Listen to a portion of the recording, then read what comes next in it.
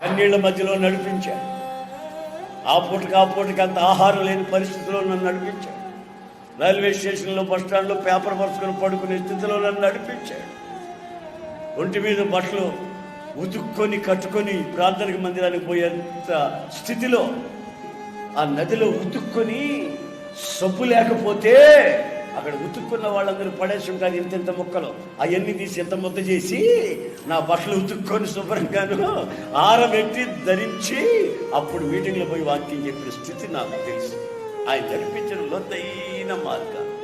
ఇప్పుడు ఎట్టి పరిస్థితిలో ఉన్న వ్యక్తినైనా నేను ధైర్యపరచగలను, ఆలోచన చెప్పగలను, వాళ్ళని కౌన్సిలింగ్ చేయగలను, వాళ్ళకి విషయాలు చెప్పి వాళ్ళని ఆధ్యాత్మిక లోతు నడిపించగలిగిన స్థితికి దేవుడు నన్ను నడిపించంటే ఆయన ముందు నన్ను నడిపించిన ఆ మార్గాలలో ఉన్న ఆ యొక్క శక్తి ఈ రోజున నన్ను ఈ విధంగా నడిపిస్తున్న సంగతి